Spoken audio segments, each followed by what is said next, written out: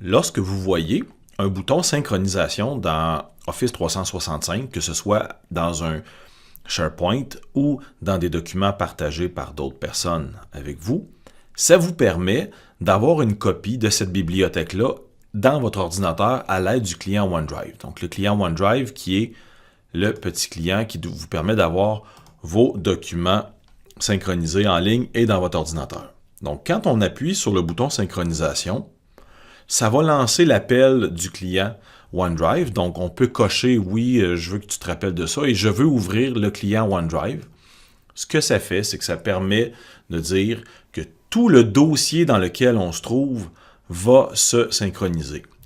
Mais dans mon cas ici, je ne ferai pas la synchronisation complète présentement parce que j'ai le canal général seulement. Si je veux synchroniser un team au complet, je vais plutôt cliquer sur « Documents » pour voir tous les canaux et synchroniser l'ensemble des canaux. Si c'est un team, exemple, de classe ou un team que j'utilise avec plusieurs canaux, ben, je vais peut-être vouloir avoir une copie locale de tous les documents pour gérer ces documents-là localement afin qu'ils se synchronisent en ligne plutôt que d'avoir accédé en ligne pour charger des documents à chaque fois.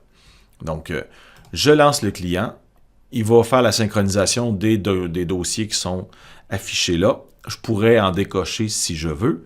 Et je vais démarrer la synchronisation. Donc, on voit que OneDrive dit qu'il est en train de synchroniser présentement les documents. La fenêtre qui est ici d'expérience, on peut la fermer. Ça ne changera pas rien. Et maintenant que c'est synchronisé, on peut ouvrir l'explorateur de documents pour aller consulter les documents qu'on vient de synchroniser. Donc, généralement, quand on utilise OneDrive, il y a des favoris qui nous permettent d'accéder rapidement à notre OneDrive personnel. Et là, en synchronisant les documents externes, il y en a un nouveau qui se crée en parallèle avec notre OneDrive qui s'appelle Commission scolaire des Bois-Francs dans mon cas.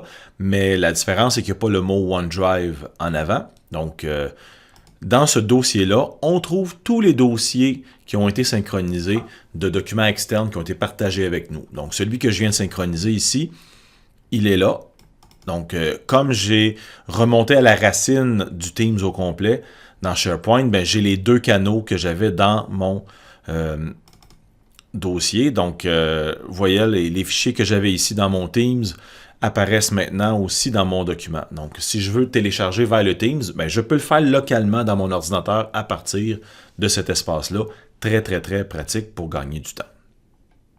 Voilà pour le faire. Et si on ne veut plus synchroniser, ce qu'on peut faire, c'est d'aller dans les paramètres de OneDrive et dans les emplacements qui sont synchronisés, on trouve celui qui nous concerne et on peut arrêter la synchronisation. De cette façon-là, il n'est plus synchronisé, donc on n'a plus de crochet et les documents sont là. Et si jamais on a un dossier qui est synchronisé par quelqu'un, en fait un dossier partagé par quelqu'un et qu'on synchronise et que la personne arrête le partage, eh bien, le dossier au complet va disparaître de notre OneDrive. Donc, c'est pratique pour faire une copie des documents que quelqu'un partage avec nous ou simplement pour obtenir un canal de communication direct entre deux ordinateurs. Donc, ça peut être très pratique de faire la synchronisation.